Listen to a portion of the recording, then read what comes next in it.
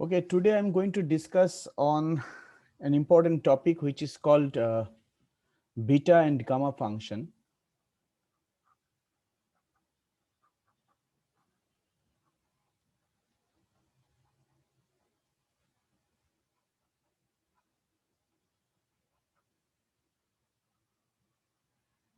But before I define this function, I shall try to talk about convergence of uh, two important improper integrals.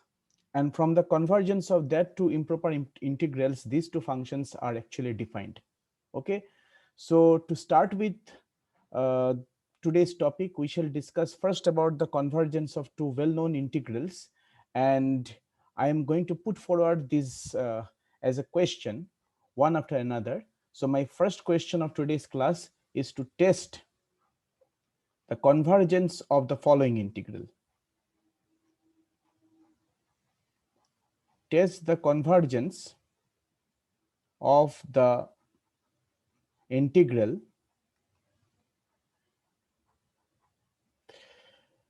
integration 0 to 1 x to the power m minus 1 minus x to the power n minus 1 dx.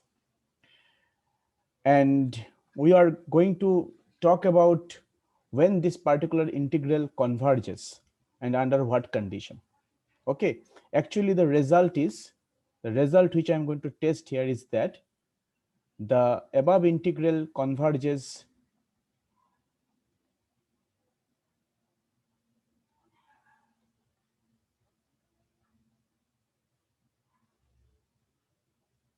when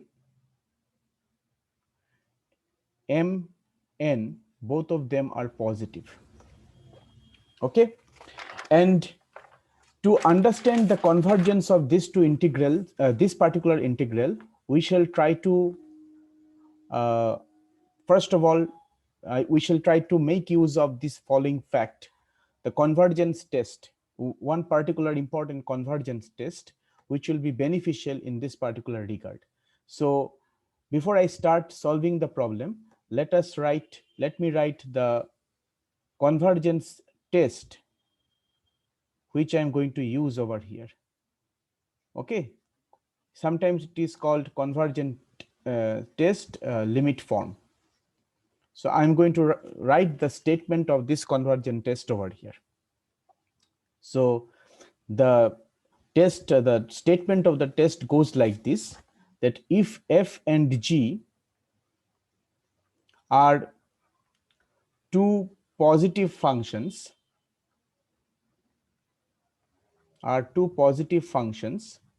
positive functions are those functions whose values are always positive for all x. So if these are positive functions in the interval a b, such that limit, right hand limit as x tends to a plus 0 fx by gx exists and it's equal to L, where L is a non-zero finite number, then the two integrals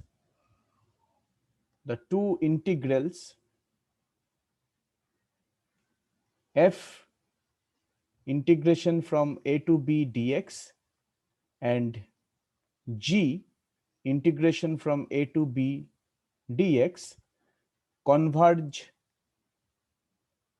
and diverge together at a.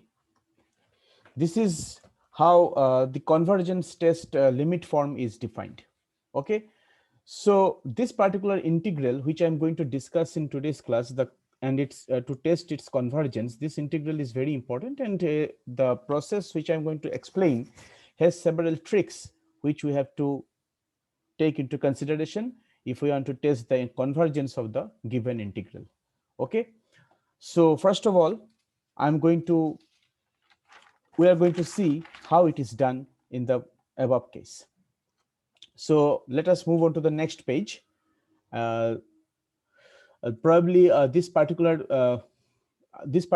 convergence test limit form has already been forwarded to you, and you have this with in your copy. So let us move on to the next page, and let me start solving this particular problem. Now the integration which is in the focus is this.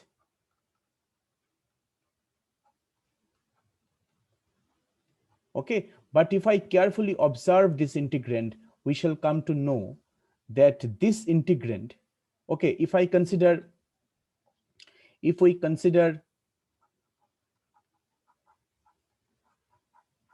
m minus 1 is positive or non-negative, and n minus 1 is non-negative, the integral is a proper integral,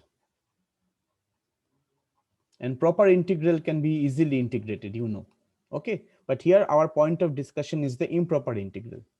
So if you carefully observe that at this integrand, you will come to know that when m minus 1 is less than 0 and n minus 1 is less than 0, that is, if m less than 1, or not or, and n less than 1, the integrand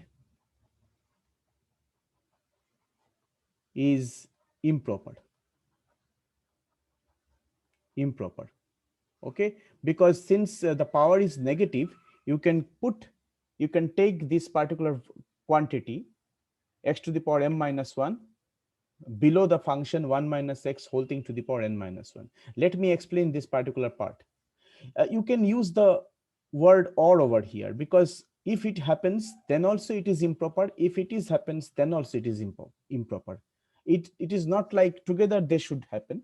Either this happens or that happens, the integral becomes improper.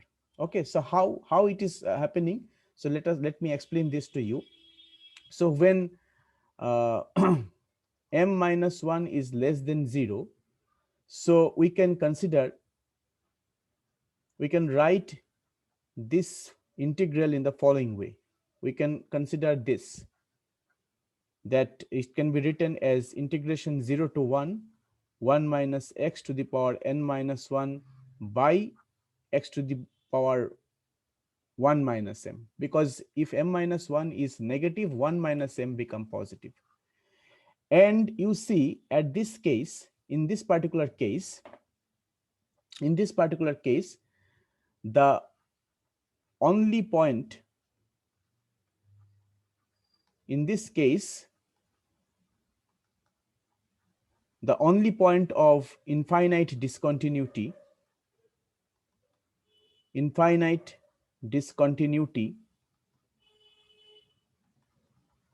is x equal to 0, because when this term comes in the denominator, so this integrand becomes infinite discontinuous at the point x equal to 0, and in no other points it is infinite. Okay, so this becomes the infinite discontinuity in this particular stage when m minus 1 is less than 0 or m is less than 1.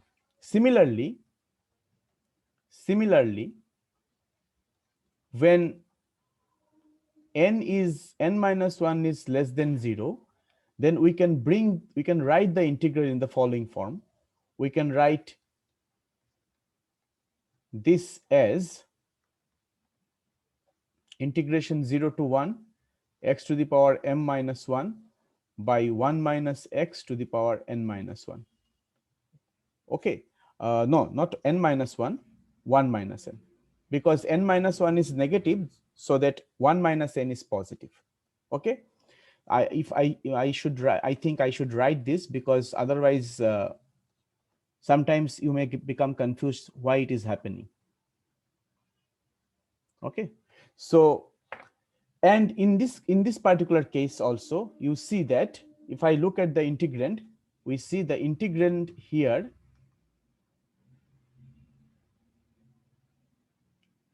has only one point of infinite discontinuity,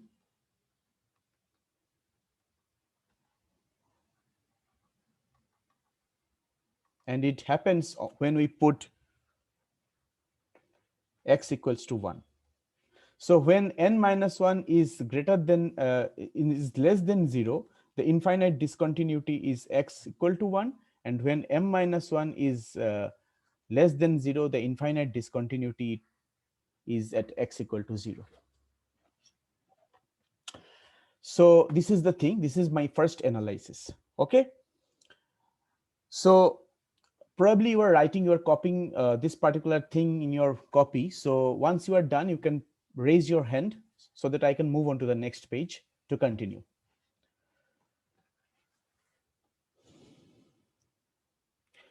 The convergence test over here is a matter of analysis. So before we start convergence, you cannot start directly by integrating things because it is a bit complex, and therefore you have to analyze things first of all before we proceed to integrate the system. Okay, so this is, you can say that this, what I have done here is the analysis 1. Analysis 1 on the integrand. This has been done over here. Okay, so I'm moving on to the next page. Now, there is a trick. In this type of problems, always a trick is involved. And do not ask me why, because tricks are inherent and indispensable part of this kind of mathematics, okay, analytical mathematics. So here trick is that we are going to divide, we are going to select one point inside the domain of integration.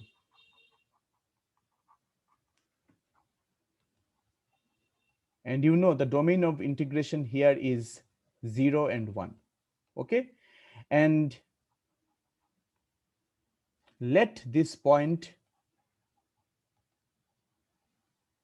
be half. Here is the trick.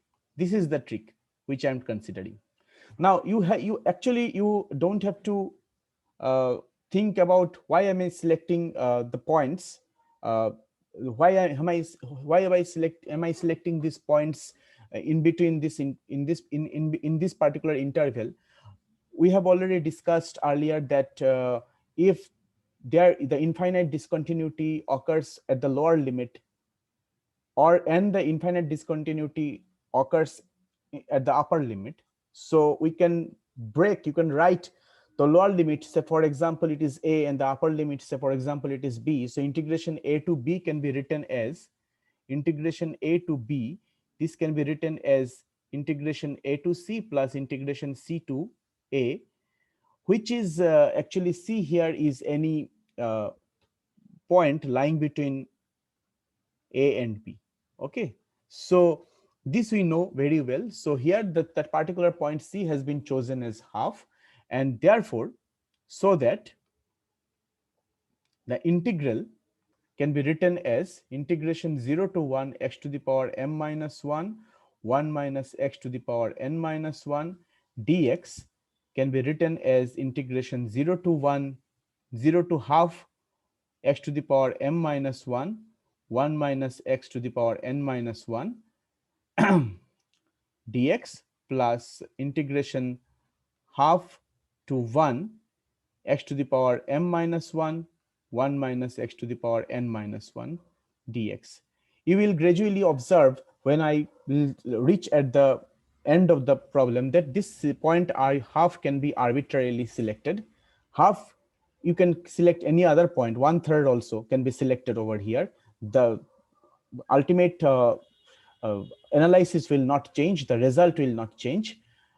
Here, the one fundamental logic for which I have selected this point half is because if we consider this straight line, and suppose this point is 0 and 1, this point is 0 and this point is 1. So we always try to symmetrize the interval into equal halves, and therefore we are going to select the midpoint. So midpoint have been selected. So you can, if you select 1/3, so the point will be like over here or like that. So we don't want to asymmetrize the thing. We are going to symmetrize the thing. Therefore, we are considering the midpoint to be our point of consideration. Okay, so it's just a matter of choice. Anyways, you have to consider one point, okay, a point C, according to this rule. So we have selected. So our next job is to examine the convergence of the two integrals on the right hand side. The convergence of the two integrals on the right hand side of this equation which I have written above. Okay, so one after another we are going to discuss the cases. So first of all, this is my analysis. This is my analysis 2 for the problem, and now I'm going to make the analysis 3 for the problem. Now, analysis 3 is, first of all, let us consider the case where m minus 1 is less than 0 or m is less than 1. And we already know from our previous page that at this case, when m minus 1 is less than 0, the point of discontinuity is x equal to 0. So we can say that the case which I'm considering over here is m minus 1 less than 0 when m less than 1. That is, we are testing the convergence at x equal to 0. Because x equal to 0 becomes the point of infinite discontinuity over here. Now, here is a trick, another trick that you have to memorize. Okay, but since you are not sitting for the descriptive type of examination, then you don't have to worry much.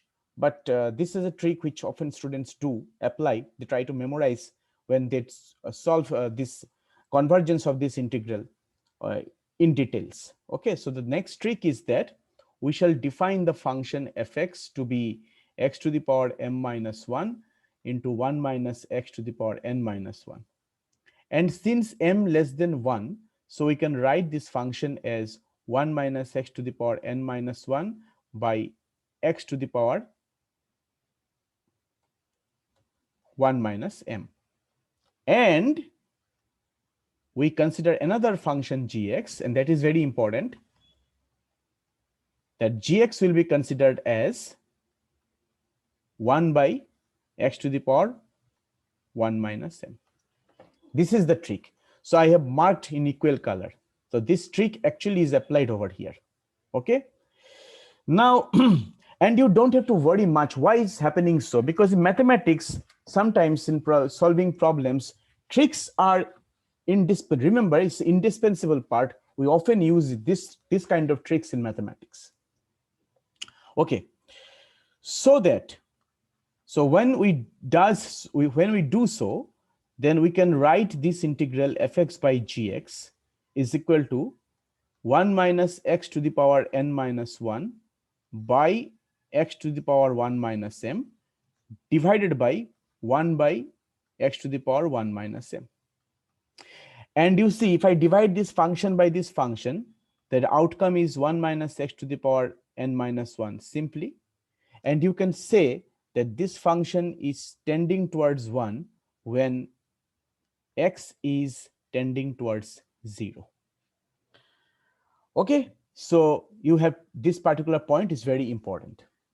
Why am I writing fx by gx? Because before we start that problem, I wrote this convergent test, and in convergent test we see that this kind of limit was there, some fx by gx when x tends to a plus. Now, why it is a plus 0 means you are approaching a from the right hand side. this entire thing can also be reduced if we consider that the variable x is tending toward the value from the left hand direction. Okay, so here we are considering the positive side only, but everything can be visualized from the other direction too. So we have got, we want to use this convergence test, and therefore we have written a function fx, and if I written a function gx, and fx by gx is L, we want a definitely non-zero finite number, and that non-zero finite number has come out to be 1. Okay, now what about the convergence of the function gx? Now again, I am giving you some time. If you are copying, if you have finished copying, then you can raise your hand so that I can move on to the next page. So waiting for your reply.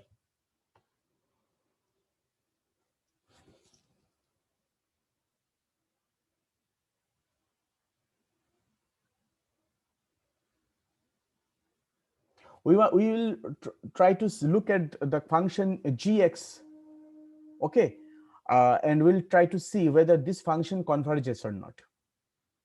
Okay, then we are going to put our conclusion on the current analysis. Okay, now there is an important result. You have to keep this in mind. It's an important theorem. The theorem says that actually in this particular chapter, improper integral, there are lots of theorems, and therefore we have to memorize those theorems to deal with the problem. The theorem says the improper integral, and the theorem which I'm writing right now, it's very important theorem, and questions can be asked, MCQ type of questions can be asked from over here. So the theorem goes like this: the improper integral integration a to b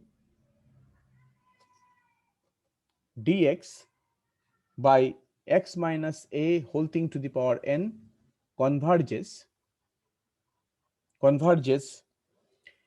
at a when n less than 1. It's a very important theorem, and a similar theorem can also be written that similarly the integration a to b dx by b minus x whole thing to the power n converges at b when n less than 1. These two theorems are very important and are often useful. So we are going to apply this theorem over here. Now, what is our point of consideration? Our point of consideration is the convergence of this function 0 to half gx dx. Okay, remember my gx is of this form. This is my gx, 1 by x to the power 1 minus m. This is my gx. So we see that 0 to half integration gx dx can be written as 0 to half 1 by x to the power 1 minus m dx. And if I want to write this particular function in the above form, we can write it as integration 0 to half 1 by x minus 0 to the power 1 minus m dx.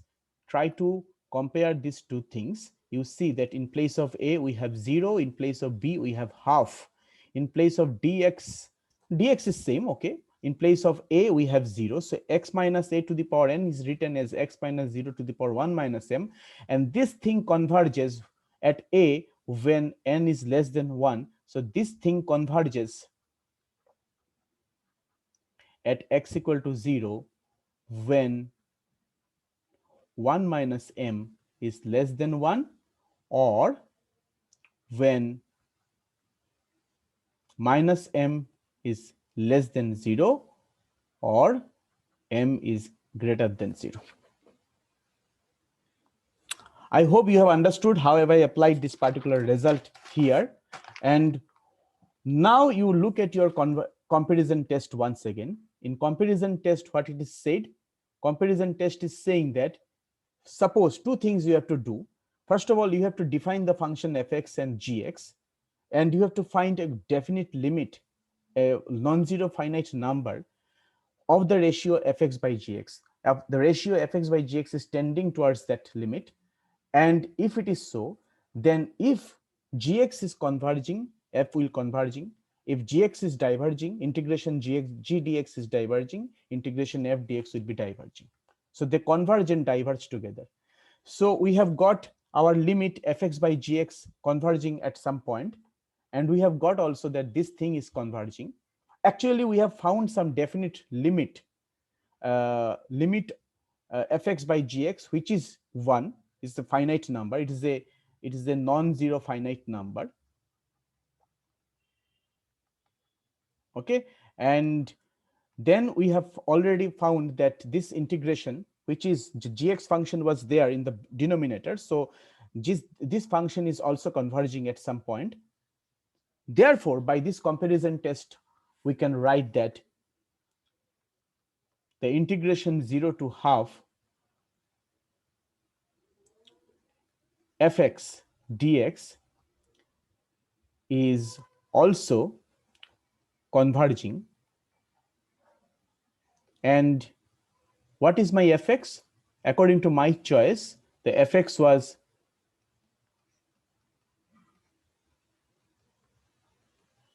which is converging when m is positive. When m is positive. So this completes what did I write? You wrote that we shall try to examine the convergence of these integrals individually. So we have found the convergence of the, we have found the condition under which the first integral will be converging. Now we are going to test whether this integral converges and under what condition, how to apply this, how to show this. So this becomes my analysis 4. So I'm writing here analysis 4. Okay, now so in analysis 4, again I am considering, again we consider a function, fx as if you don't want to write fx anymore, you can call it capital Fx, just to differentiate the two cases.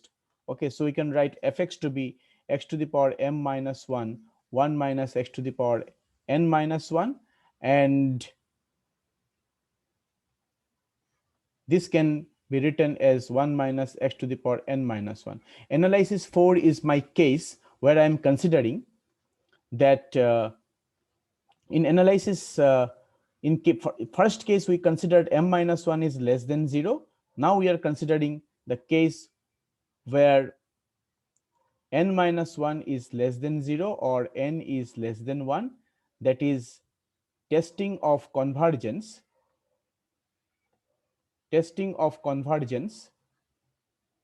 when at x equal to 1. Okay, because we already know from my first page that when n minus 1 is less than 0, the only point of infinite discontinuity is x equal to 1. So this is my analysis, this is my case 2. So you can write this as case 2, and let me write the previous as case 1. Okay, so we have got this. Now you can ask me one question, that why you have already assumed that small fx is equal to x to the power m minus 1, 1 minus x to the power n minus 1. Why are you renaming this? It's just because we are, say for example, we are analyzing the two things separately. Okay, so for this particular case, we are renaming this function as capital Fx. It is not like it is capital. We have to write it as keep the name small fx always. Okay, we can write it as capital Fx also. We are to analyze this current situation, we are renaming the function as follows. And the trick is, again we are going to apply the trick as before. The trick is, we are going to define the function gx as 1 by 1 minus x to the power n minus 1. Oh, one thing, here this will be, since n minus 1 is less than 0, so that will be 1 minus x to the power 1 minus n, and this will be 1 minus x to the power 1 minus n. Okay.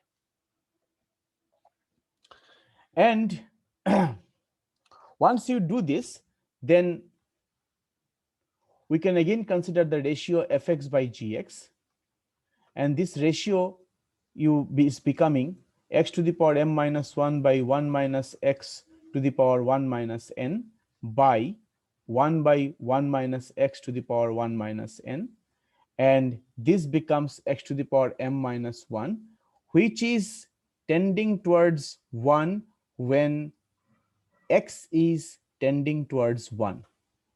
It's important. Previously, we wrote 1 minus x is tending towards 1 when x is tending towards 0, because we were testing convergence at x equal to 0. And now we are writing x to the power m minus 1 tending towards 1 when x tending towards 1, because we are testing the convergence at x equal to 1. So do not think that here also we are going to write x tends to 0, because the testing is not with respect to the point 0, testing is with respect to the point 1. And also, as we wrote over here, we can apply the theorem, this star theorem once again. So we can write it as, see, now the integration half to 1 gx dx, integration half to 1 gx dx, this is equal to integration half to 1 dx by 1 minus x to the power 1 minus n. Okay, and you see, if you want to compare this particular integrand with the following, you will find that in place of b, you cannot consider this integral with the first one, because the first one, in the denominator we have got x minus a, but here in the similar result we have got b minus x. So we are comparing this integrand with that. So b is the upper limit and b minus x is there. Here a is the lower limit, x minus a was there. So here 1 is the upper limit, 1 minus x is there. This converges, this convergence at x equal to 1 when 1 minus n is less than 1 by the theorem, that is minus n is less than 0, that is when n is positive. And again, we can apply the comparison test by applying, okay, I'm waiting for your raising hand. Once you are done, you again point me out, and then I'm going to the next page to continue with.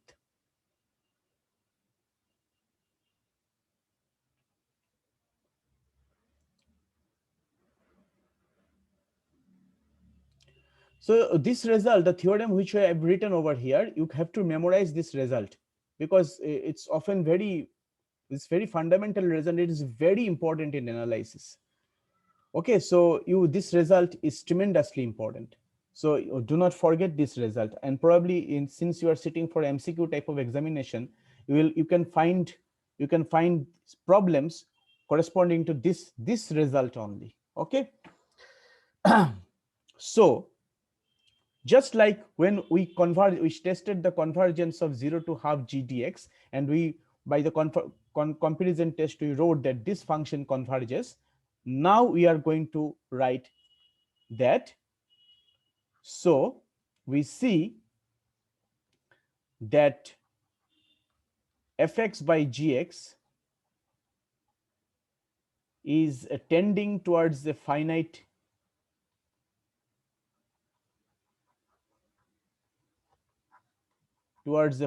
number, and integration g dx converges, and therefore I must write integration half to 1 g dx converges, and therefore integration half to 1 fx dx also converges.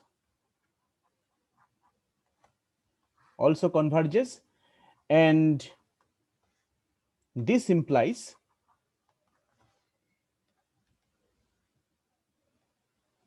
integration half to 1 x to the power m minus 1 minus x to the power n minus 1 dx also converges.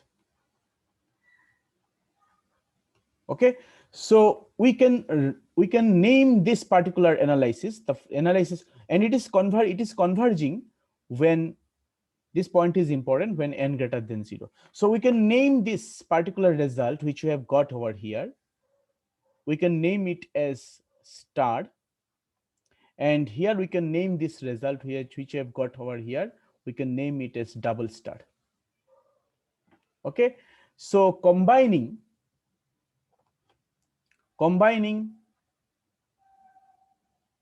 star and double star, we see that 0 to half x to the power m minus 1 minus x to the power n minus 1 dx plus half to 1 x to the power m minus 1 minus x to the power n minus 1 dx converges when m greater than 0 and n greater than 0. That is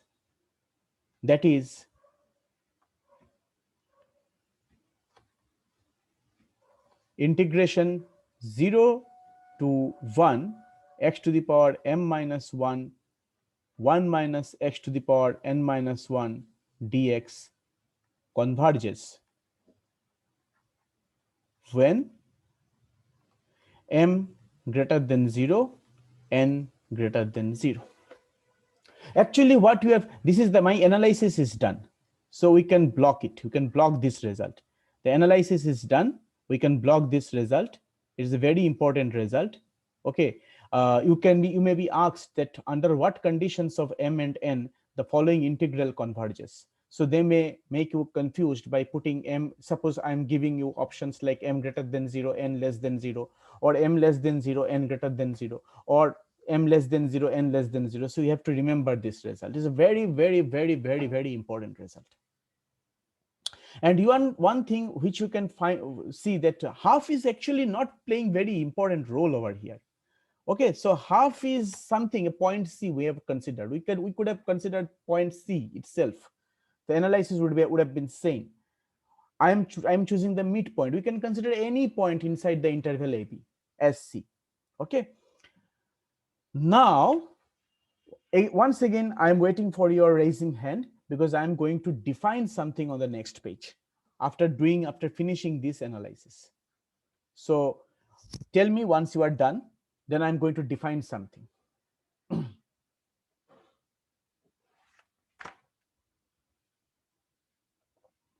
And you remember this result and this condition is very important. This condition is very important. Okay. So the integral is the definition I'm writing right now. The integral 0 to 1 x to the power m minus 1 minus x to the power n minus 1 dx when m greater than 0 and n greater than 0 is called beta function,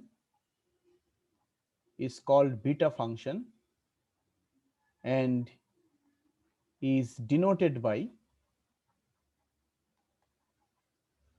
we can write, these symbols alpha, beta, gamma, delta, these are all Greek letters. So we write it as beta m comma n, which is equal to integration 0 to 1 x to the power m minus 1 minus x to the power n minus 1 dx m comma n greater than 0.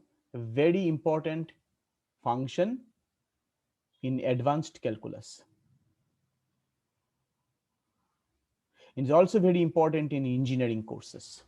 Okay, many integrals can be solved using this fundamental function. And one important result I must talk about is as follows. See, it's the important result. You have to you can put it down. You can memorize this, that since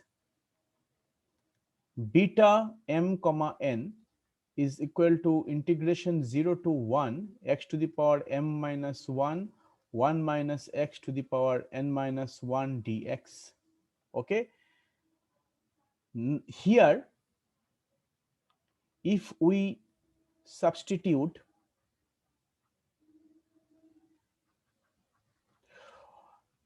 1 minus x is equal to y, so that dx is equal to minus dy, and when x equal to 0, y equal to 1, x equal to 1, y equal to 0, this integral can be written as integration 1 to 0.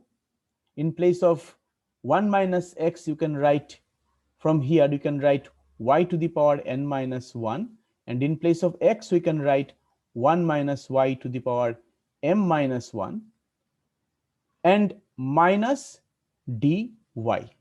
And you know from the property of definite integral, if I interchange the limit, if I reverse the order, this another minus will come out, and that minus will make this plus. So we can write it as 0 to 1, y to the power n minus 1, 1 minus y to the power m minus 1 dy. Or you can consider any general variable 0 to 1, x to the power n minus 1, 1 minus x to the power m minus 1 dx, which is nothing but beta n comma m. So it is a very important result that beta mn is same as beta n comma m, m positive, n positive. So you can memorize this particular result also. This result is very important, and as I have proved it now, that this result is also important, and it can be asked in the MCQ type of questions.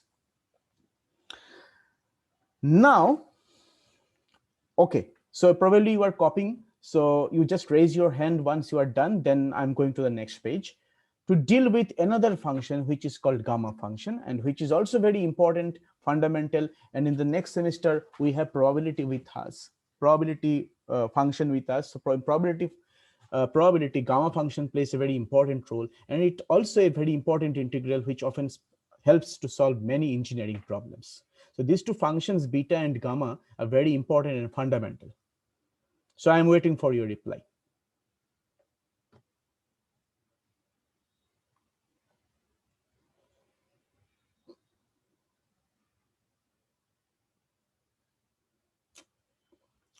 So my next problem is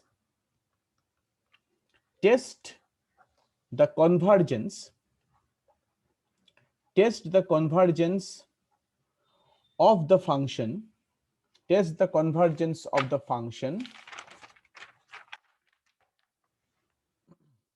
integration 0 to infinity e to the power minus x, x to the power n minus 1 dx, when n is positive. And actually the result is the above integral actually converges.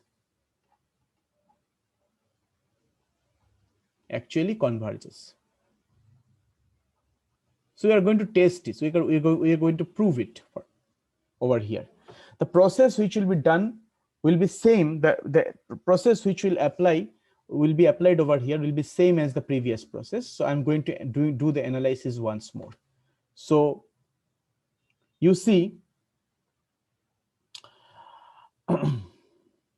when first analysis is when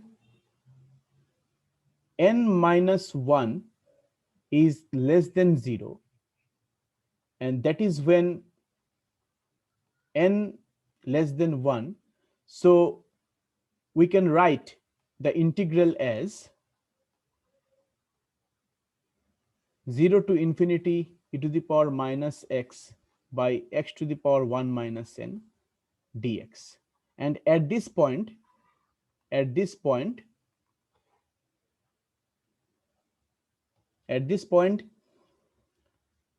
the only point of infinite discontinuity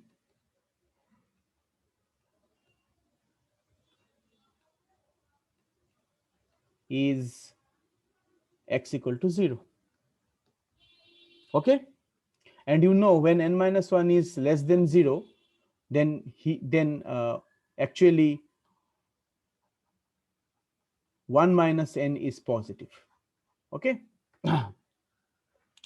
So as before, as we considered the point c, which is equal to half in the previous case, here I am going to consider the point, one point, particular point c, whose value will be taken as 1. So let us choose it. Okay, so this is a star. It's a point, it's trick for this particular problem. We consider a point c is equal to 1 inside the interval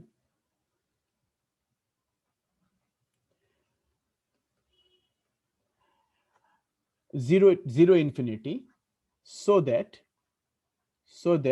we can write 0 to infinity e to the power minus x to the power n minus 1 dx as integration 0 to 1 e to the power minus x to the power n minus 1 dx plus 1 to infinity e to the power minus x to the power n minus 1 dx. And we are going to test the convergence of the right hand side. The right hand side integrals convergence will be tested. The integrals convergence will be tested individually. Okay. Now, case 1, convergence at x equal to 0 when n is less than 1. Convergence at x equal to 0 when n is less than 1. So as before, we are going to select, let gx to be my function 1 by x to the power 1 minus n. Okay, and my fx is e to the power minus x to the power n minus 1, just like we did in the previous case, so that fx by gx can be written as e to the power minus x into x to the power n minus 1 by 1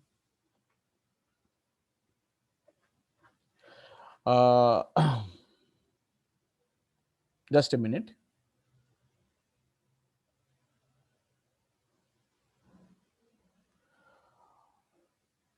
We can consider this to be just a minute.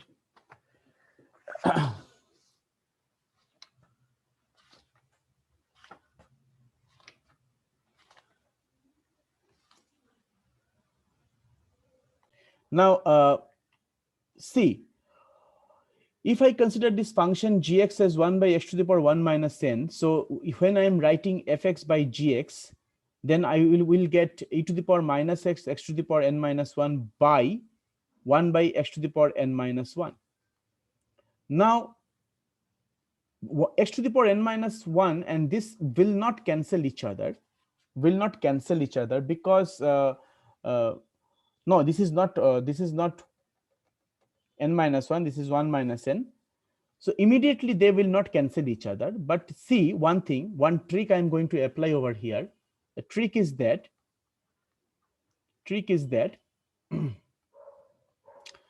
we can write this e to the power minus x by into x to the power n minus 1 as e to the power minus x by x to the power 1 minus n, and that can be multiplied by x to the power 1 minus n if you reverse this. Why am I writing this? Why am I writing this thing? Why am I writing e to the power minus x into x to the power n minus 1 by e to the power minus x by x to the power 1 minus n? Because this happens when n is less than 1. Okay, and therefore x to the power 1 minus n and x to the power 1 minus n will cancel each other, and this becomes e to the power minus x. And this tends to 1 when x tends to 0. Okay, so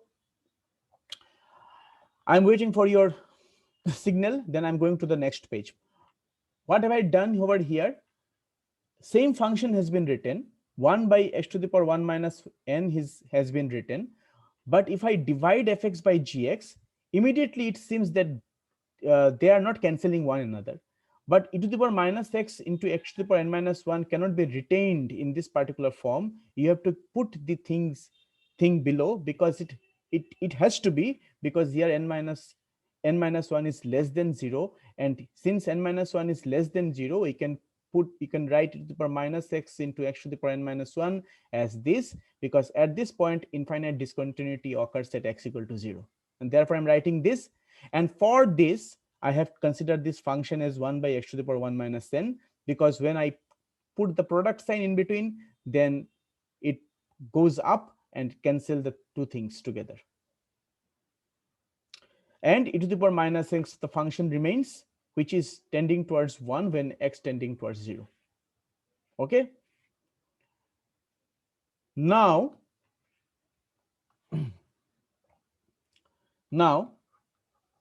just as before, we can write 0 to 1 gx dx. That can be written as 0 to 1 1 by x to the power 1 minus m dx, and that is what, 0 to 1 1 by x minus 0 to 1 minus m, not it's sorry, it is not m, it is n, 1 minus n dx, and this converges when n is less than 1. It converges when n is less than 1. Sorry, not n is less than 1. It converges when 1 minus n is less than 1. That is when minus n is less than 0 or n is positive. And by comparison test,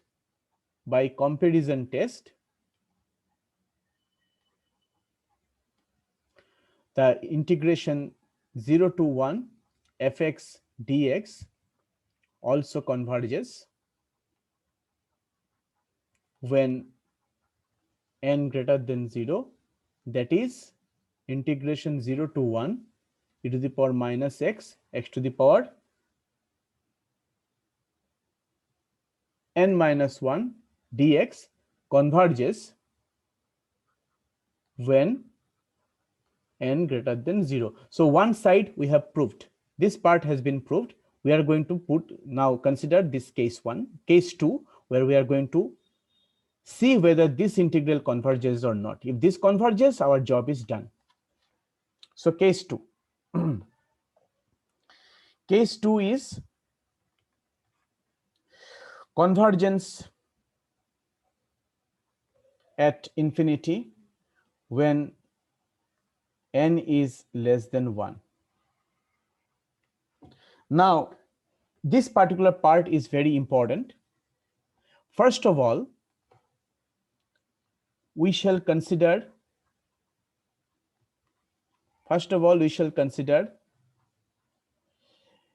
the function gx, which is 1 by x square, and it's again a trick which will be applied over here. Okay, you will get to see why. Because you see, I'm showing it over here. Why have I selected this? Because if you consider the function x square, And if you multiply this x square by the function e to the power minus x, x to the power n minus 1, what you get? You get x to the power 2 plus n minus 1 e to the power minus x, and this can be written as e to the power minus x, x to the power n plus 1. No, since I am considering 1 by x square, I can actually I'm taking x to the power minus 2. So I'm multiplying this function by x to the power minus 2, and then this happens. Probably no, sorry. I have to do this by x square, not not this uh, this particular function 1 by x square. So this happens, e to the power minus x, x to the power m plus 1. And it tends to, you see, this tends to 0 when x tends to infinity, and it is true for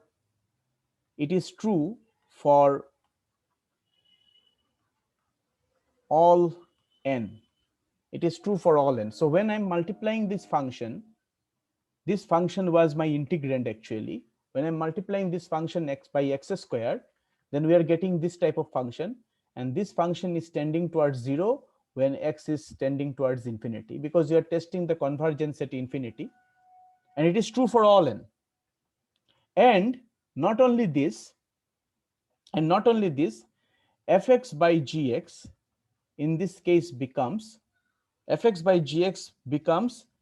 to the power n plus 1 by e to the power x from here, which is tending towards 0 as x tending towards infinity, and is true for all n. It is true for all n. And you see, this integral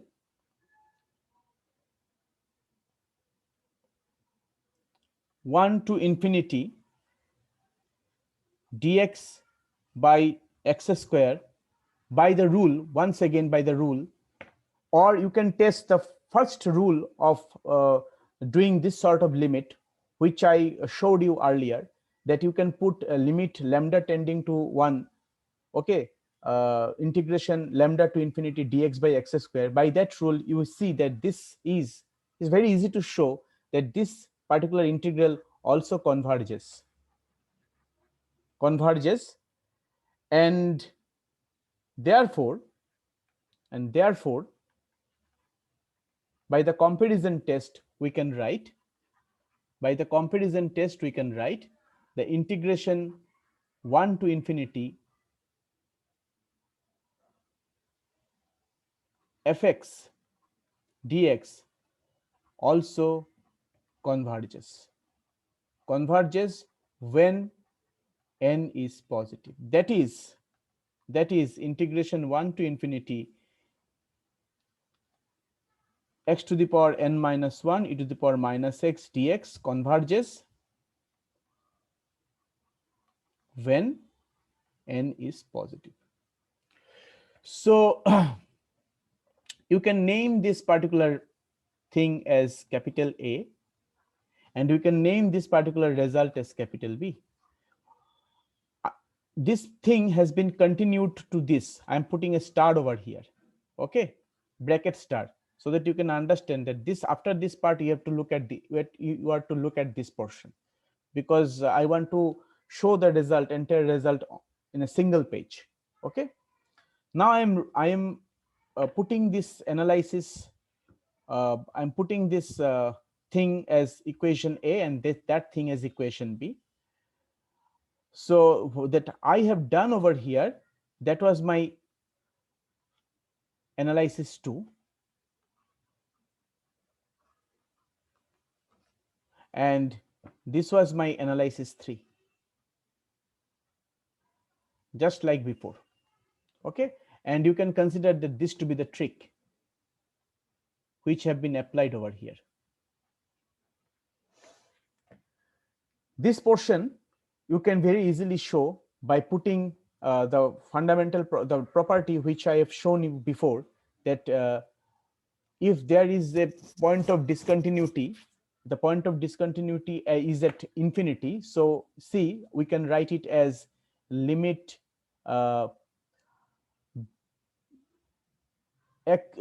limit x tends to b plus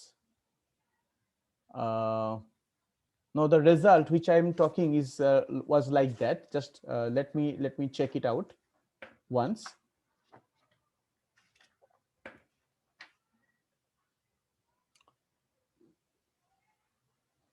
Yes, the result was like this. Just a minute, I'm just reminding you the result which I am considering over here.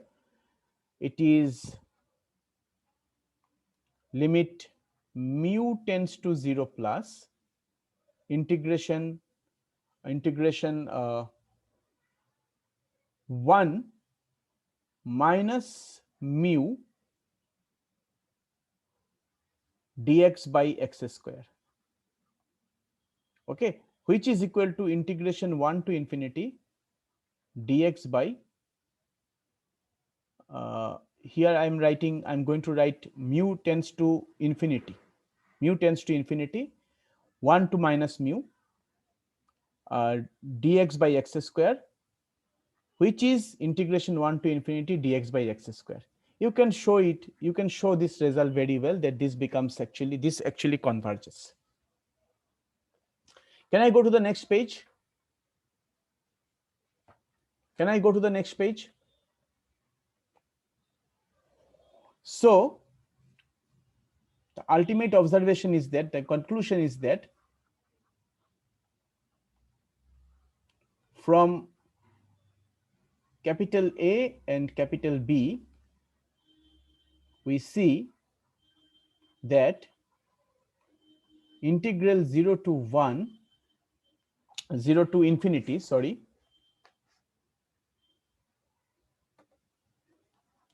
e to the power minus x, x to the power n minus 1 dx converges when n is greater than 0. So we have tested the convergence of this integral. We have tested the convergence of this integral over here. It's also very important and very fundamental. We are now going to define something which is also very important. So definition goes like this: the integral 0 to infinity e to the power minus x, x to the power n minus 1 dx when n is positive is called gamma function,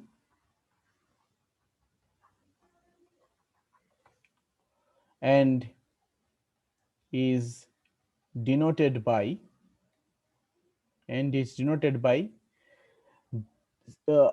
you recall alpha, beta, gamma, these are Greek letters, okay, but just like we use the letters A, B and C, the corresponding caps are capital A, capital B and capital C.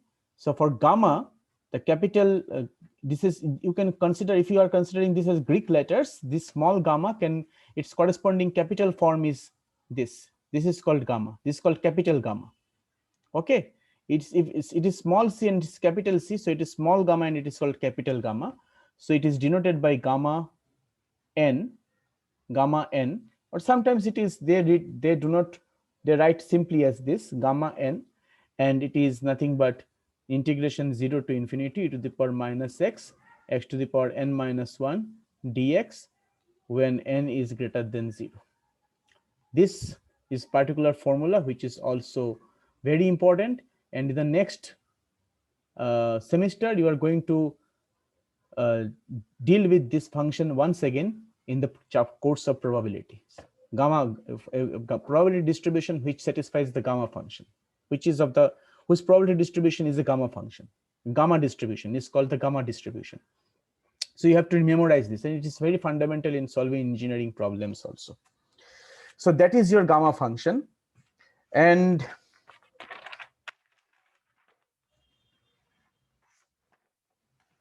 one result is very important that I must write over here. The result goes like this. So if you are going to find gamma 1, then what will happen?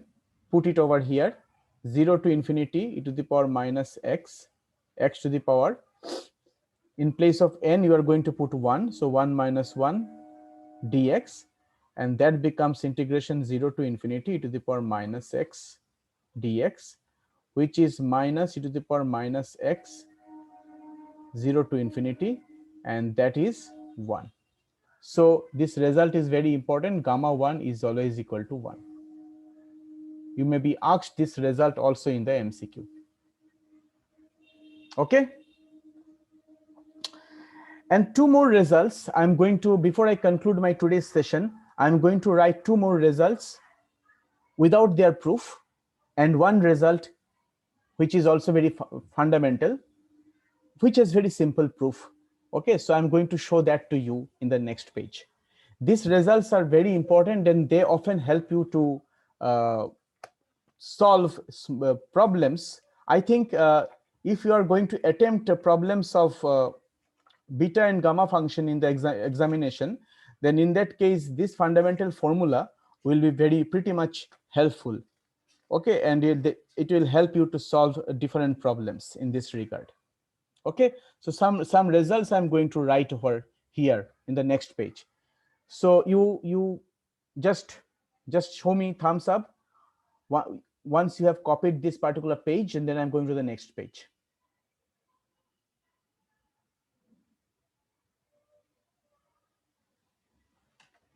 Now some results I'm going to write over here. These results you have to memorize. The first two results which I'm going to write, it goes like this. There is a connection between beta function and gamma function. Okay, so the connection is beta m comma n is equal to gamma m gamma n by gamma m plus n. Okay, this is one result. And number two result is gamma m gamma 1 minus m, this is equal to pi by sine m pi when m is lying between 0 and 1. Now these two results, I am putting star over here. Their proof is beyond the scope of our syllabus. So I'm not going to the details of the proofs. This is true.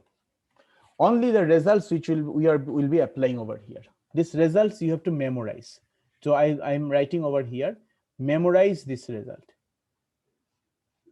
This also, memorize it. Because this analysis, this proof is very tough, and I think it is not a proper time to discuss this, and we don't have time much left. So we have to memorize these results. Beta mn is gamma m, gamma n, gamma m plus n, and this is the thing. Okay. Now using this result, you can solve one very pretty beautiful problem that you see that a result is very important result, and it is often asked in the examination, that when we put m is equal to half in number 2, what happens? We write gamma half, this becomes gamma half, and this becomes gamma 1 minus half, and this becomes pi and sine half pi. What is that? This is pi sine pi by 2, and sine pi by 2 is 1, so this is simply pi. Okay, and obviously you see the half is a number which is lying between 0 and 1, so it is satisfying this property. So from there we are getting gamma half which is equal to pi, and we can write it as gamma half whole square, which is pi, and from there we can write it as gamma half, which is root over positive square root of pi will be considered here only. So this result is also very important. Gamma half is equal to root pi. Gamma half is equal to root pi. And if I another thing which I'm going to show it, write it over here, because you are copying. So this result is also very important. The result goes like this. All these things can be asked in the MCQ. So if we put m equals to half and n is equal to half in 1, then beta half comma half, that becomes gamma half, and below we are getting gamma half plus half. Now you know gamma half is what? Root pi. Gamma half into gamma half is actually pi, and gamma half plus half is gamma 1, and gamma 1 is what? It is 1. Since gamma 1 is equal to 1, we have shown it earlier, so beta half comma half becomes pi only. So this result is also very important. These simple problems can be asked in the examination also.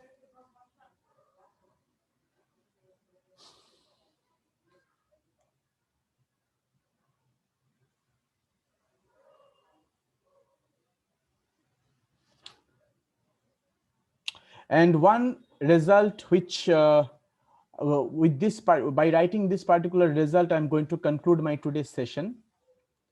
This results, I think small problems can be done using this particular result.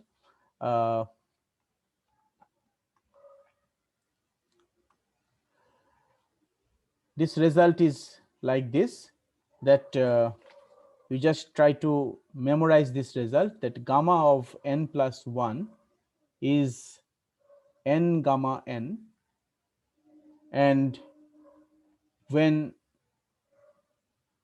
n is a positive integer,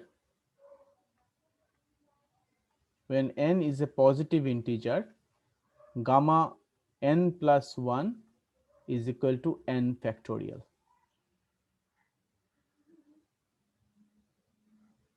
Okay, this result is also very important. So you try to gamma n plus 1 equals to n gamma n can be very easily solved also. So if I in place of, if you consider the gamma function gamma n, write the function gamma n, and try to write. Okay, let me show this thing. Okay, in the next page. Can I go to the next page?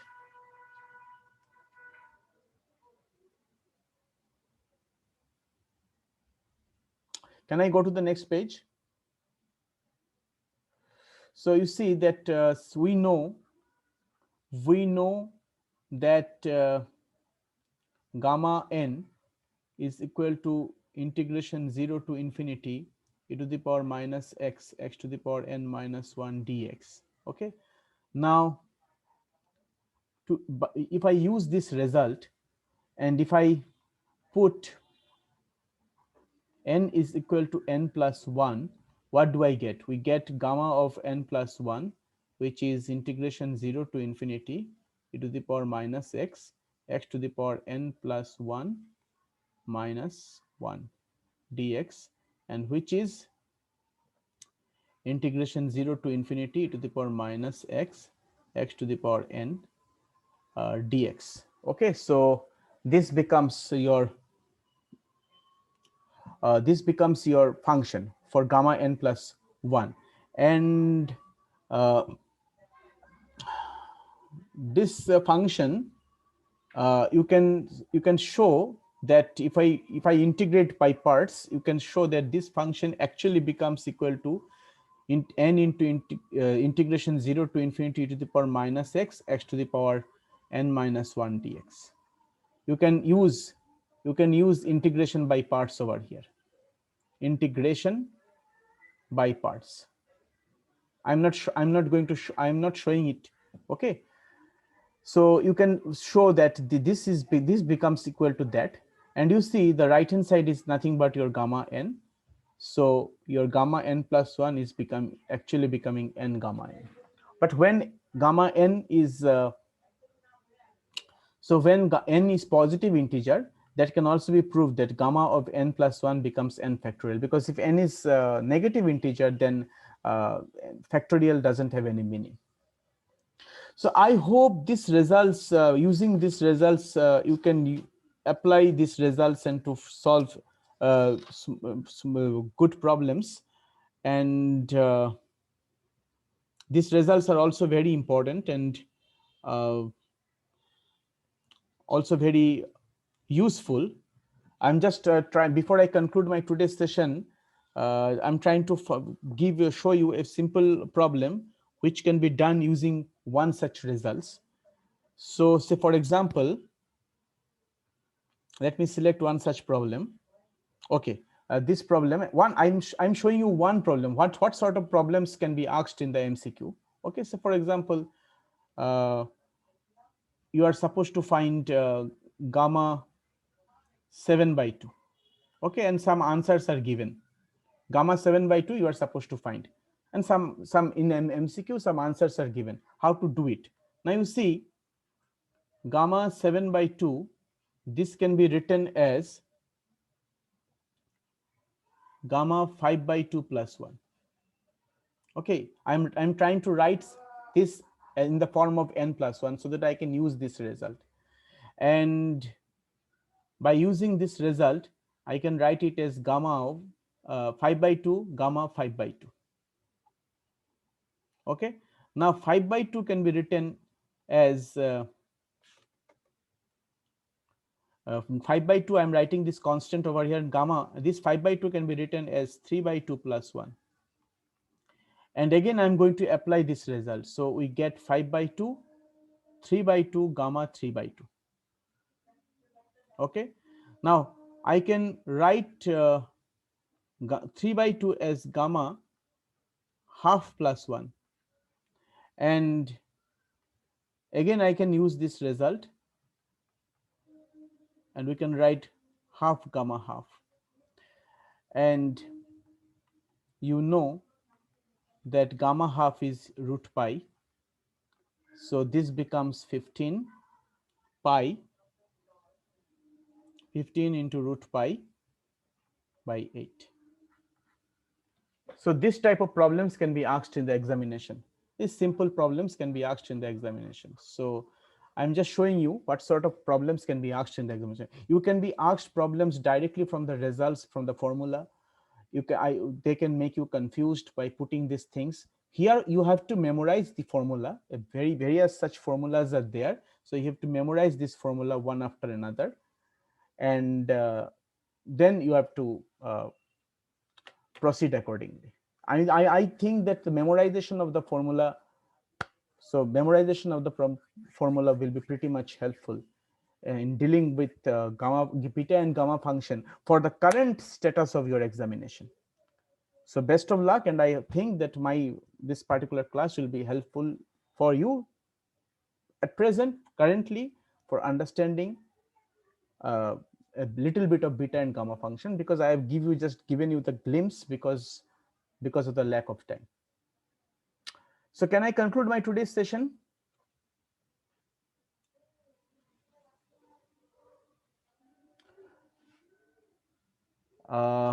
I'm waiting for your signal. If you tell me, then I'm going to end my today's session.